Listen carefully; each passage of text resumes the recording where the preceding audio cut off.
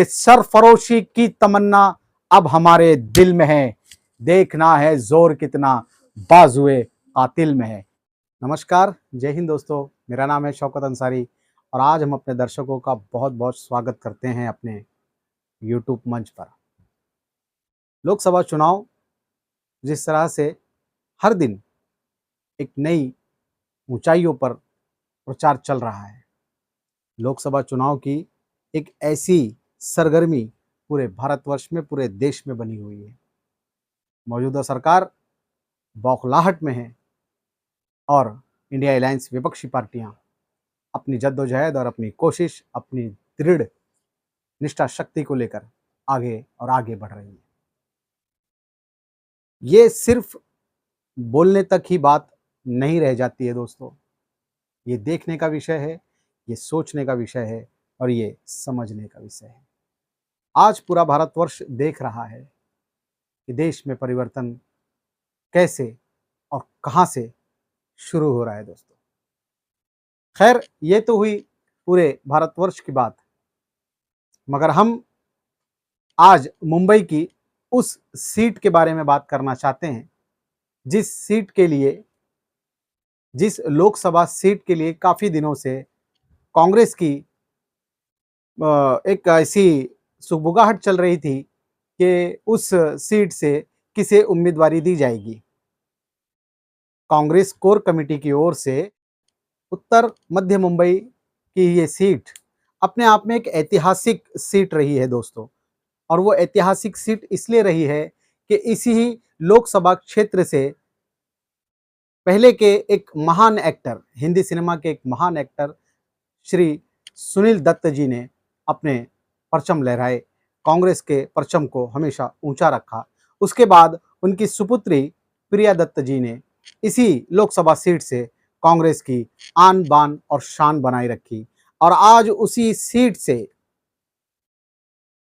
Professor वर्षा गायकवाड़, जो धारावी की MLA, Dharavi की एक ऐसी एमएलए जिन्होंने हैट्रिक लगाकर धारावी में एक नया इतिहास रचा और उस इतिहास को अपने इन धारावीकरों के बीच में अपनी छवि को हमेशा एक अच्छी छवि बनाकर वो चली हैं, और आज उन्हें ये सीट लड़ने के लिए दी गई है। इस सीट के लिए बहुत सारी सुगबुगाहट ये चल रही थी कांग्रेस में कि शायद ये सीट नसीम खान जी को दी जाए, शायद ये सीट भाई जगताप जी को दी जाए, या शायद ये सीट राज बब्बर जी को दी जाए। मगर ये सीट आज फाइनल हुई वर्षा गायकवाड़ जी के नाम से।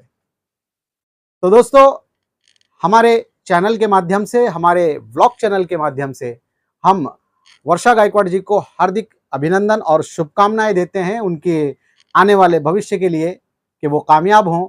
और श्रीमान उद्धव बाला साहब ठाकरे पक्ष की ओर से श्रीमान उद्धव बाला साहब ठाकरे जी ने आज मातोश्री में एक प्रेस कॉन्फ्रेंस के द्वारा, जहां पर वर्षा ताई भी मौजूद थी, उनको बहुत बहुत शुभेच्छा दी है, बहुत बहुत मुबारकबाद दी है और उनको ये विश्वास दिलाया है कि आपका मतदार मैं हूं। श्रीमान उद्धव जी ने खुद ये कहा कि आपका मतदार मैं हूं, आप चिंता ना करें, क्योंकि इस वक्त जो देश का माहौल है, इस वक्त जो मुंबई का माहौल है, वो माहौल ये है कि शायद ऐसा लगता है कि जनता, हम जैसे कि बार बार अपने वीडियो में कह रहे हैं कि जनता अपने अस्तित्व की लड़ाई लड़ रही है, जनता अपने न्याय की लड़ाई लड़ रही है, जनता इस महंगाई से बाहर आने की लड़ाई लड़ रही है। तो दोस्तों, श्रीमान राहुल गांधी जी का एक नया अवतार, जिसे इससे पहले देश में राहुल गांधी जी को न जाने क्या क्या उपाधियां दी जाती थी, लेकिन उन सारी बातों को उन्होंने नेस्तो नाबूद करके एक अपनी छवि को इस तरह से एक ऐसा बनाया है कि उस छवि को एक आक्रामक छवि की शैली में वो अपने आप को प्रस्तुत कर रहे हैं जनता के बीच।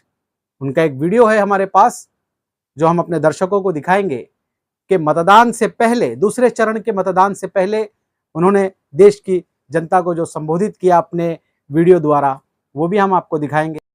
और देश के प्रधानमंत्री श्री नरेंद्र मोदी जी का भी एक video back to back, Rahul Gandhi ji के वीडियो के जस्ट थोड़ी देर बाद, कुछ ही सेकंड में दूसरा वीडियो भी हम आपको अपने दर्शकों को दिखाएंगे। उसे भी आप देखिए और समझिए कि देश की राजनीति देश का परिवर्तन कहां और कैसे जा रहा है दोस्तों, आइए देखते। नमस्कार, मैं राहुल गांधी। ये चुनाव लोकतंत्र को और संविधान को बचाने का चुनाव है। एक तरफ बीजेपी और आरएसएस जो लोकतंत्र को खत्म करने की कोशिश कर रही है और संविधान को नष्ट कर रही है, और दूसरी तरफ कांग्रेस पार्टी और इंडिया अलायंस जो संविधान को और लोकतंत्र को बचा रही है। कन्याकुमारी से कश्मीर तक हम पैदल चले, 4000 किलोमीटर चले, मणिपुर से महाराष्ट्र चले, आपसे बातचीत करके आपके दिल के अंदर जो था उसको सुनकर हमने क्रांतिकारी मैनिफेस्टो बनाया है। ये आपका मैनिफेस्टो है, कांग्रेस पार्टी ने बनाया है, मगर आवाज आपकी है। 5 गारंटीज दी हैं हमने। नरेंद्र मोदी जी ने 22-25 लोगों को अरबपति बनाया, हम करोड़ों महिलाओं और युवाओं को लाखपति बनाने जा रहे हैं। किसानों को गारंटी लीगल एमएसपी दे रहे हैं, उनका कर्जा माफ कर रहे हैं, मजदूरों को मिनिमम वेज 400 रुपए की दे रहे हैं। तो ये देश को बदलने का मैनिफेस्टो है, क्रांतिकारी मैनिफेस्टो है। कांग्रेस पार्टी का समर्थन कीजिए, संविधान को बचाइए, हाथ के बटन को दबाइए। मैं कहता हूं जो हुआ है वो ट्रेलर है, आपको अच्छा लगा है, लेकिन मैं बहुत अधिक करना चाहता हूं। वाह मोदी जी वाह, अगर ये ट्रेलर था तो पिक्चर कितनी भयावह होगी। बेरोजगारी ने 45 सालों का रिकॉर्ड तोड़ दिया और आप कहते हैं वो ट्रेलर है। पेट्रोल डीजल 100 के पार पहुंचा दिया और कह रहे हैं वो ट्रेलर है। 400 का गैस सिलेंडर 1100 रुपए पार कर दिया, फिर भी कहते हैं ये ट्रेलर है। देश को 2 लाख करोड़ के कर्जे में डुबा दिया और कह रहे हैं वो ट्रेलर है। महंगाई बढ़ाकर पूरे देश को कंगाल बना दिया और कह रहे हैं वो ट्रेलर है। किसानों पर गोलियां बरसाई गई, गाड़ियों से रौंदा गया और फिर भी आप कह रहे हैं वो ट्रेलर है। महिलाओं को निर्वस्त्र कर सड़कों पर घुमाया गया, कह रहे हैं ये ट्रेलर है। महिला पहलवानों को सड़क पर पिटवाया और फिर भी आप कह रहे हैं वो ट्रेलर है। भूखमरी में पाकिस्तान और बांग्लादेश से बुरे हालात कर दिए और कह रहे हैं ये ट्रेलर है। देश का सारा पैसा अपने दोस्तों को सौंप दिया और कह रहे हैं वो ट्रेलर है। ईडी, सीबीआई, आईटी को अपना गुलाम बनाया और कहते हैं ये ट्रेलर है। इलेक्टोरल बॉन्ड के नाम पर दुनिया का सबसे बड़ा भ्रष्टाचार किया और कहते हैं वो ट्रेलर है। चीन को भारत में घुसने दिया और कह रहे हैं वो ट्रेलर है। पेपर लीक कराए, युवाओं पर डंडे बरसाए और फिर भी कह रहे हैं वो ट्रेलर है। चुने हुए मुख्यमंत्रियों को जेल में डाला और कहते हैं ये ट्रेलर है। विपक्षी सांसदों को संसद से बाहर निकाला, कहते हैं वो ट्रेलर है। कांग्रेस के बैंक खाते बंद किए, फिर भी कहते हैं वो ट्रेलर है। बस मोदी जी बस, ये ट्रेलर था तो हम आपको एक और मौका नहीं देना चाहेंगे, क्योंकि अगर ट्रेलर इतना खतरनाक है तो फिल्म कितनी भयावह होने वाली है। अगर आपने अब की बार मोदी को चुना तो आपकी थाली से रोटी भी छिन जाएगी। नौकरी और रोजगार तो भूल जाइए। जो प्रधानमंत्री पिछले 10 सालों से सिर्फ जुमले सुना रहा हो, विपक्षी नेताओं को जेल में डाल रहा हो, आपके रोजगार छीन रहा हो, भारत की सरहदें सुरक्षित ना रख पा रहा हो, उसे तीसरी बार सत्ता में आने का कोई हक नहीं है। तो देखा दोस्तों आपने, इन दोनों ही वीडियो को देखकर कहीं ना कहीं आज हमें और आपको सच पूछता हूं आपसे दोस्तों, सच बताना, क्या यह कुछ महसूस होता है?